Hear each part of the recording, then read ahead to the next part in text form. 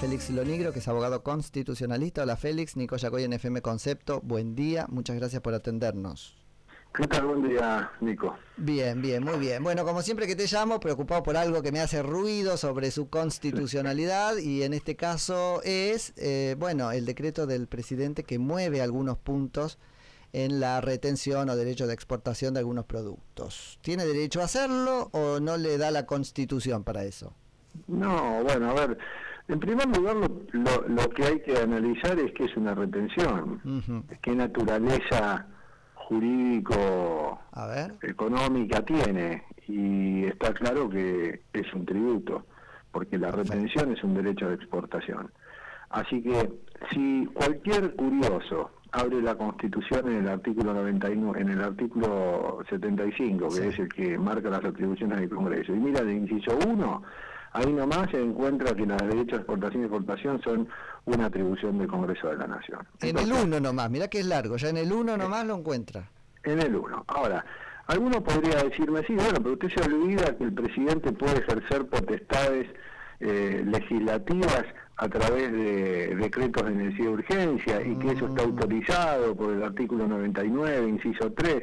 Y yo le diría, bueno, pero léalo todo el artículo, porque ahí se va a dar cuenta que dice que es cierto que el presidente puede ejercer potestades legislativas, pero dice que en materia tributaria, en materia penal, en materia de partidos políticos, sistemas electorales, no. O sea que claramente ni siquiera a través de...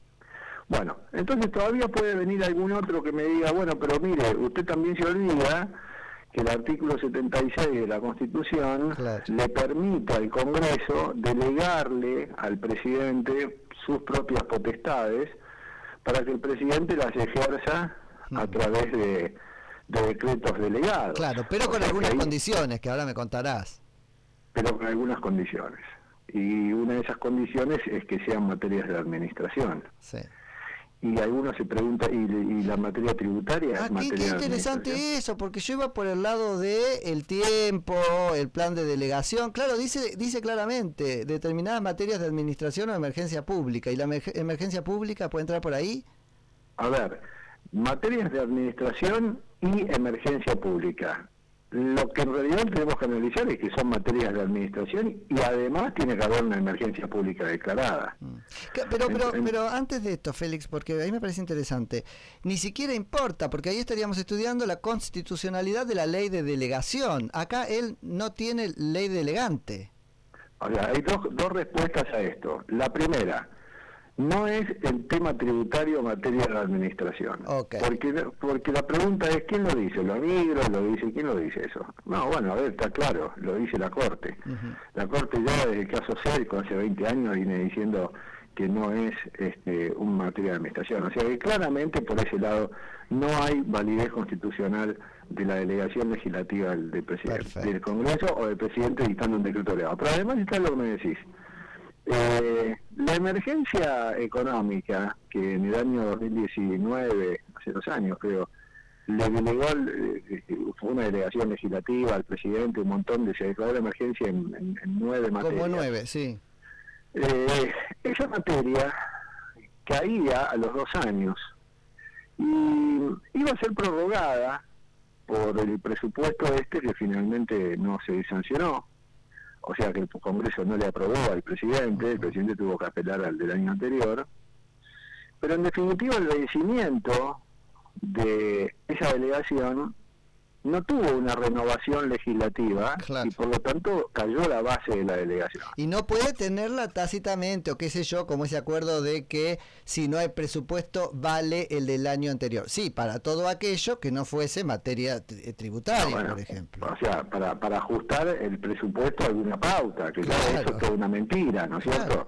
Pero no porque eso implique una delegación, o sea, vuelve a delegarse, porque además, si se utiliza el del año anterior, en ese punto, el del año anterior decía claramente hasta el 31 de diciembre del 2021. Por eso, no hay manera.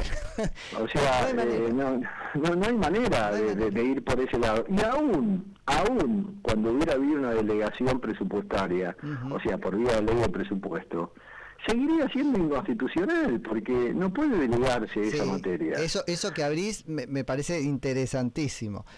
Por suerte todavía ni siquiera estamos en ese, porque no tiene ni ley delegante esta vez. O sea, claro, si por vía de fantasía uno se imaginara que esa ley se aprobó, tampoco, también habría un planteo de inconstitucionalidad. Ahora es doble la invalidez de esto. Pero bueno, a mí lo que me llamaría la atención es que el presidente se abstuviera de sancionar un decreto en esta materia, justamente por esto que yo digo. Claro. Ahora, ¿qué pasa con el resto de los actores, que también tienen una dimensión de operadores jurídicos? Digo, la oposición, cuando las cámaras ahora, escuchaba ayer la aceitera, creo que es decir, pero esto lo tiene que aprobar la comisión bicameral. No alcanza ni aunque lo apruebe, la delegación es anterior, no es una ratificación ex post facto, no puede. En primer lugar, la comisión bicameral permanente no tiene potestades para aprobar, sino para dictaminar sobre la validez o la invalidez, y después es el Congreso el que tiene que definir ese tema, aunque una sola Cámara le sirve al presidente para que el Congreso sea válido. Por eso me parece muy grave, aún con el error, tácticamente esta posición que se está echando a rodar, porque mañana, tácitamente vale, no puede. Igual el Congreso, por lo menos en el Senado ha habido un intento de la oposición y está de sancionar un proyecto de ley declarando la invalidez de estas retenciones. Pero bueno, hay que ver si se aprueba, ¿no? Que un poco no quieren porque dicen que si lo hacían antes de que el presidente lo ejecutara, estaban un poco dando por cierto que tenía la facultad. Parece un lengua, pero no, porque yo cuando los sacaba les decía, ¿por qué no aclaran eso como precio del sí que le van a dar al acuerdo con el fondo, no? Sí, bueno, ahí es una cuestión de tiempismo, pero me parece que está bien que primero salga el decreto y después salga la anulación por vía de todas las atribuciones que el presidente ejerce vía decreto, ya sea de necesidad de urgencia o delegado, que por lo tanto que por ese motivo corresponden al Congreso, son todas atribuciones que pueden pueden ser dejadas sin efecto por el Congreso de la Nación, justamente porque son potestades del Congreso de la Nación. Inclusive el Congreso hasta puede dejar sin efecto un decreto reglamentario del presidente, y eso que es potestad del presidente reglamentar, pero como la reglamentación es materia legislativa, entonces el Congreso también podría dejarlo sin efecto. Y eso no tiene más margen ahí, todo lo que quieras, pero es cierto. No, obviamente que el Congreso tiene en este momento, tal vez más que nunca, un empoderamiento frente a los delirios y a los... Sí, lástima que deciden usarlo, porque, a ver, no te quiero meter en un brete político, pero sí ayudarnos a terminar de entender esto. Cuando parte del Congreso dice, no es mi métier la cuestión económica, bueno, también está un poquito, me parece a mí, haciendo de menos. Vos te agarrás del 18, 19, del 75, hay un montón de cosas que puede hacer relacionadas con un programa económico. Mira, Nico, yo dentro de un rato entro a un aula a dar clases, ¿no?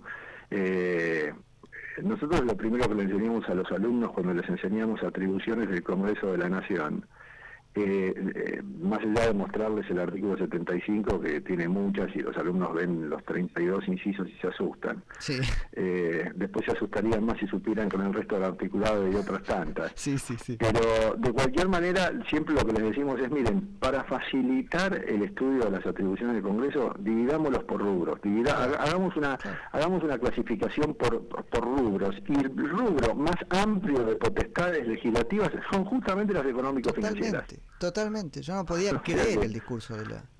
no quiero decir oposición para no meterte ahí, pero digo, de legisladores diciendo no lo quiero ver, no es mi atribución. No, ahí el Congreso tiene potestades económicas que se juntan con otras potestades económicas que también tiene el gobierno, de ejecución, digamos, de muchas de las potestades económicas que ejerce el Congreso de la Nación, eso está claro. Pero no puede, ni siquiera el presidente puede firmar un acuerdo con el Fondo Monetario sin que después sea aprobado por el Congreso, o sea que es una potestad también del Congreso arreglar el pago de la deuda externa. O sea que bueno, la negociación tiene que hacer el presidente. Félix, ahí me abrís otra puerta, pero es el tema de arreglar. Bueno, arreglar esta lectura de Carrió, donde arreglar es decir sí o no. No, quien puede lo más, puede lo menos, decíamos el otro día con alguien. ¿Cómo no? Arreglar también es autorizar con condiciones. Sí, hay una la negociación de la negociación no la puede hacer el Congreso por una cuestión obvia. No, pero te puede dar un marco en vez de un cheque en blanco, un cheque un poquito más limitado. Por supuesto. Se puede dar un marco y puede también limitarse a aprobar lo que el Congreso hizo, lo que el presidente hizo previamente. Sí. O sea, ahí hay cuestiones constitucionales que se elastizan más o menos en función de los términos que usa la Constitución y de la interpretación que se hace. Claro. Pero hay cosas que están claras. El Congreso no puede decir, mire por otro lado porque es un tema económico. Acá Félix se da algo que es muy interesante, que es que, a ver cómo lo pongo, le dieron una autorización como si no supiera lo que iba a negociar, pero ya tenían el acuerdo conocido. ¿Le dieron una autorización, cuando te referís al Congreso? El Congreso, claro. Le da una autorización amplia, como andar a hacer lo que quieras, porque esto es atribución tuya, pero la realidad es que ya conocía el acuerdo, estaba aprobando eso. Bueno, el Congreso tiene muchas posibilidades. Políticamente hablando, no sé, por sobre todo cuando el Congreso tiene mayoría, o legisladores oficialistas, se retira más fácil de la escena porque le deja todo el camino allanado al presidente de la Nación. Cuando el Congreso es oposición, ahí es cuando el Congreso empieza a poner más condiciones, a limitar más, y el presidente se siente más condicionado. Debería ser así. Lo que no está bien es que el Congreso desaparezca de la escena porque... eso no es ajustado a lo que el constituyente ha querido, ¿no? Bien, tengo dos preguntitas rápidas que sé que te tenés que ir. Una es, entonces, ¿es tan así que una ley tenía que hacer participar al Congreso en esto de acordar con el Fondo Monetario Internacional? ¿Viste que la política dice ahora que haber votado esa ley, que la autolimitaba? ¿O no es tan loco pensar que la Constitución obligaba a esto?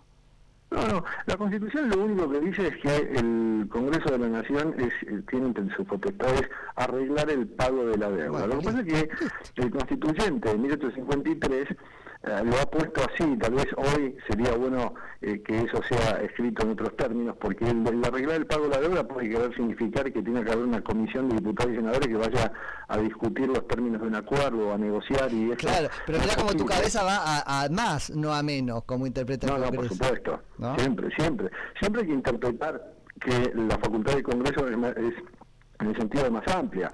La realidad es que los hechos demuestran que el presidente es el que tiene que ir, negociar, firmar el acuerdo, y después, pasa por el Congreso, y el Congreso dirá sí o no, o también puede ocurrir que el Congreso sancione una ley poniendo algunos parámetros y condiciones para que el presidente se ajuste a ellos. Puede pasar, las dos cosas pueden ocurrir. Perfecto. Todo dentro de ese concepto que es arreglar el pago de la deuda interna y externa. Perfecto. Y por último, ¿cómo queda la cosa en la realidad? Porque entiendo que no tiene facultades el presidente para hacer lo que hizo, la oposición al Congreso juega a, como vos decís, un cierto tiempismo. ¿Cómo quedamos los ciudadanos en el medio? ¿Es que la justicia hable dentro de 10 años sobre esto? Y cuando se sanciona una ley o se sanciona un decreto, se dicta un decreto que es contrario a los parámetros constitucionales, la única autoridad que puede decirlo y definirlo es un juez, y en última instancia la Corte. De manera tal que en este caso o el Congreso de la Nación sanciona una ley pensando que es inconstitucional o interpretando que lo es, o la Corte, o mejor dicho, los perjudicados por la medida, que en este caso serían los productores y la gente del campo, puede plantear la inconstitucionalidad y la Corte después, por supuesto, tiene sus tiempos. Claro, dentro de añares. Félix, te agradezco muchísimo por la charla y la claridad como siempre. Bueno, muchas gracias, Nico, buen día. Un saludo grande. Es Félix Lonigro, abogado constitucionalista.